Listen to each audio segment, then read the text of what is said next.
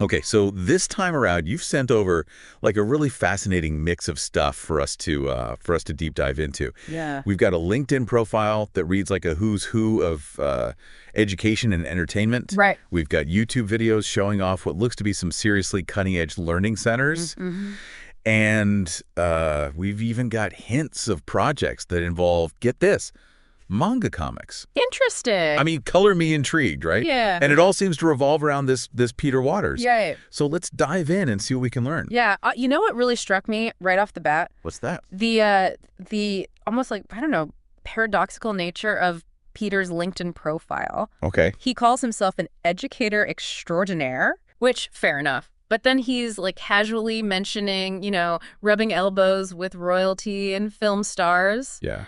Like, it's not exactly your typical teacher resume, Yeah, it definitely raises an eyebrow. Like, how do those worlds even, like, how do they collide? What does hanging out with celebrities have to do with, like, innovative education? And I think that's where it gets really interesting. I think this contrast actually kind of reveals something key about Peter's whole approach.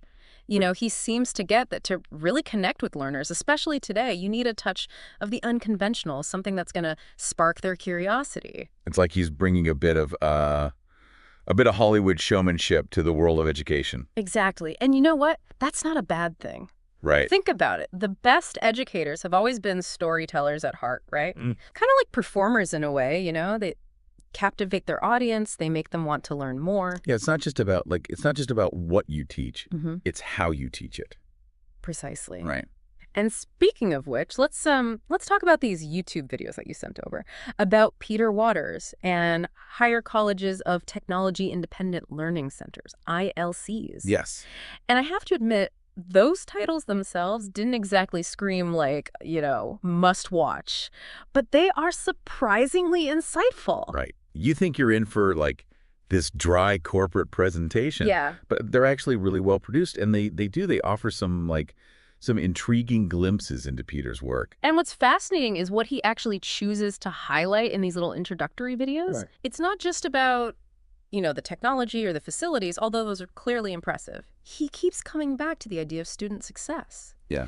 He emphasizes how these independent learning centers are designed to empower learners and help them achieve their goals. It's almost like he's saying, look, we built these amazing spaces, but the real magic happens when students take ownership of their learning. Exactly. Yes. He's selling the experience, almost a philosophy even, as much as he's selling a physical space. Right. And that philosophy seems to be rooted in providing students with the tools and support they need to thrive, both academically and personally. And it's interesting, too, how he weaves in those little details about meeting national standards and achieving recognition. Right. It's like he's saying, don't just take my word for it. Look at the results. And that kind of speaks to another layer of his approach, wouldn't you say? Yeah. It's not enough to be innovative, creative. He also wants to demonstrate those tangible outcomes. He's grounding his methods in the framework of like accountability, rigor. So it's not all smoke and mirrors, right? Yeah. There's substance behind the showmanship. Precisely. And I think that combination is what makes him so effective. He's not afraid to challenge conventional thinking, to push the boundaries of what education can be, but he's also strategic and results-oriented. He's making sure that his methods are translating into real-world success for his students. Okay, so we've established that Peter's got a real knack for presentation. Yeah. And he's got this clear focus on student success. But can we talk about the accolades for a moment? Because, wow, this guy's got a lot of them. Chancellor's Award, Nakai Award. He was even a finalist for something called the Do Social Media Awards. What is that about? Right. It all seems a bit much. Is he just an award hound? That's the thing. It's easy to kind of, dismiss it as just self-promotion. But I think if you look closely, these awards, they reveal a deeper pattern. Okay. Look at the categories: innovation, digital media, even using manga comics to engage students. It suggests a willingness to experiment, to push boundaries, and meet learners where they are. Okay, I'm starting to see it. So it's not just about the awards themselves, it's what they represent. Exactly. He's not afraid to think outside the box. He's willing to try new things, even if they seem a little unconventional or even a little bit, wacky. Exactly. And that's a quality I really admire, particularly in education. A field that can sometimes be a little resistant to change, a little set in its ways. Peter seems to embrace the idea that learning should be dynamic and engaging and, dare I say it, fun. So it's not about throwing out the rule book entirely. Right. It's about maybe being willing to rewrite it a little bit. Exactly. And that's a powerful message not just for educators, but for anyone who's passionate about learning. Okay, so we've talked about Peter's knack for presentation and his focus on student success. But what does that actually, what does that look like in practice? Yeah. It's easy to say make learning engaging. Right. But how does he actually pull it off? That's where those almost insignificant details from the sources become really illuminating. Okay. Remember how both YouTube videos emphasize those independent learning centers, Right. world-class facilities, and adherence to national standards? Yeah, I'll admit, when I first saw those phrases, I was like, okay, here comes the corporate jargon. Right. But now thinking back to what we were just talking about with Peter's, kind of overall approach, it seems like there's more to it than just buzzwords. Exactly. It's about legitimacy. Okay. He's creating a space that not only feels exciting and innovative, but also safe, structured, and aligned with high standards. Yeah. Think about it. When you walk into a space that's well-designed, well-equipped, Right. it signals that what you're doing there matters. Right. It commands respect Right. for the space itself and for the activities taking place there. Precisely. It's about sending that message to ourselves and to others that this pursuit of knowledge is worthy of our time and attention. Right. And that can make a world of difference, especially for learners who might be accustomed to more traditional, and let's be honest, often less inspiring educational settings. Yeah. It's like saying this isn't just some after-school program. Right. This is a place where you can become a different kind of learner. Exactly. And speaking of becoming a different kind of learner, Yeah. remember how Peter's LinkedIn bio emphasizes his role in making students self-directed, autonomous, even independent learning machines? Okay, maybe machines is a bit much. A tad strong, perhaps. Yeah. But I think you see his point, right? Yeah. This is about empowering students to take ownership of their learning, not just passively receive information. And that connects back to his emphasis on student success then, right? Exactly. It's not just about, memorizing facts and figures. Right. It's about equipping them with the skills and the mindset to thrive in, an increasingly, rapidly changing world. Exactly. It's about fostering those essential 21st century skills. Critical thinking, problem solving, adaptability, the kind of skills that transcend any particular subject or profession. Yeah. And that's something we can all benefit from, regardless of our age or career path.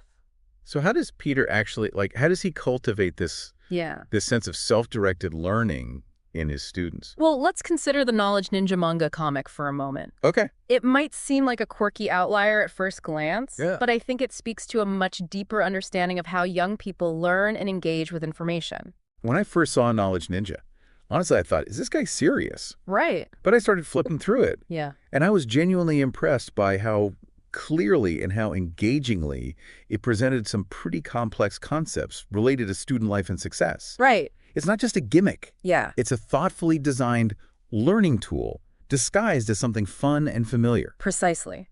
It speaks to the power of meeting learners where they are, using formats and technologies they're already comfortable with to make the learning process feel more natural, more intuitive. Right.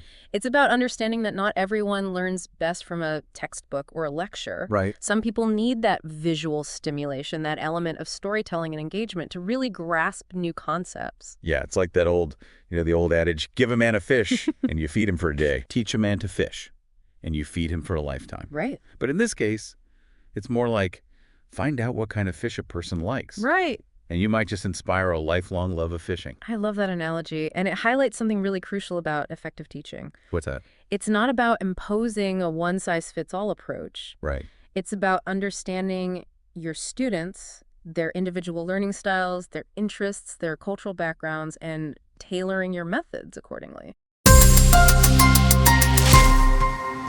And that's something that we haven't really touched on yet is, Peter's work is taking place in the United Arab Emirates. Right. A place with, its own unique culture, its own unique educational system. Right. So how does that factor into his approach? That's a great question. And It brings up a really important point about applying these principles in different contexts. Right. While the core ideas of student-centered learning, Right. engaging pedagogy, leveraging technology are certainly transferable. Right. The specific implementation will always need to be sensitive to the local environment. Okay, so it's not just a matter of like taking Peter's model Right. and just like plopping it down in a Right. completely different setting and expecting it to work. Exactly. And that's where ongoing observation, reflection, and adaptation are essential. Okay. It's about asking those questions like, Yeah. what are the unique needs and challenges of learners in this specific context? How can we adapt our methods to be both effective and culturally relevant? So it's about being mindful, respectful, and always willing to, learn and adjust along the way. Precisely. And that brings us back to something Peter seems to understand instinctively, the importance of continuous learning and growth. Right. Not just for students, Yeah. but for educators as well. It's that growth mindset in action. Exactly. And it's something we can all cultivate no matter our profession or stage of life. Well, we've covered a lot of ground here, Yeah. from manga comics to independent learning machines. Mm-hmm. It's clear that Peter Waters has a really unique approach to education. Yeah. But now for the part that I always find the most interesting. Right. The so what? Right. How do we take all this stuff and apply it to our own lives? Right. Even if we're not, building high-tech learning centers Right. in the desert. That's the million-dollar question, isn't it? Yeah. And the really exciting thing is you don't need a fancy title or a state-of-the-art facility to, embrace these principles, It starts with a shift in mindset. Remember how Peter's LinkedIn bio emphasizes his goal of cultivating self-directed and autonomous learners? Right. That's something we can all strive for regardless of our circumstances. So you're saying we need to, ditch the passive learning habits Yeah, and take charge of our own educational journeys. exactly. Easier said than done, right? It might seem kind of daunting at first, but it can be incredibly liberating. Start by asking yourself some key questions, like, what are you truly passionate about? What skills have you always wanted to develop? Right. What knowledge gaps are holding you back from pursuing your goals? And once you kind of identify those areas, you can start exploring different learning pathways. And those pathways might look different for everyone, right? Absolutely. It's not just about formal education anymore. No, not at all. Right. We live in an age where learning opportunities are everywhere, Yeah. Online courses, podcasts like this one, Right. YouTube tutorials, even good old-fashioned books, right? Right. The key is to find the resources and methods that resonate with your learning style and that fit into your life. It's about becoming the architect of your own education. Exactly. Right. And don't be afraid to experiment, to think outside those traditional classroom walls. Right. If a particular subject bores you to tears in a textbook, Right. find a different way to engage with it. Yeah. Maybe there's a documentary, a podcast, a hands-on workshop, or even, a fictional story that can bring it to life. Right. Remember Peter's Knowledge Ninja comic. It's a perfect example of how creative thinking can transform a potentially dry topic into something engaging and memorable. It's like sneaking vegetables into a smoothie. Right. You're still getting the nutrients, but it's a lot more palatable. Exactly. Yeah. And don't underestimate the power of community in your learning journey, too. Right. Peter really emphasizes the collaborative aspect of these independent learning centers. Yeah. And for good reason.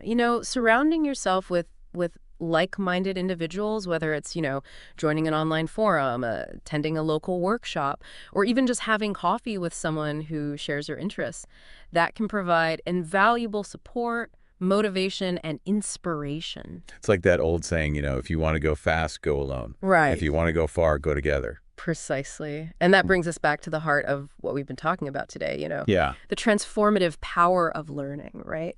It's not just about acquiring knowledge or skills. It's about expanding our horizons, challenging our assumptions, and becoming more engaged, well-rounded individuals. Right. It's about embracing a mindset of curiosity, creativity, and continuous growth. Well said. Yeah, It's been quite a journey unpacking Peter Waters' approach to education. it has. I don't know about you, but I'm feeling inspired to take charge of my own learning and see where it leads. Me too. Me too. Right. And it makes me wonder Yeah. if we could each design our own ideal learning experience, right? Okay. Borrowing elements from Peter's approach, but also adding our own unique twists. Yeah. What would that look like? Yeah.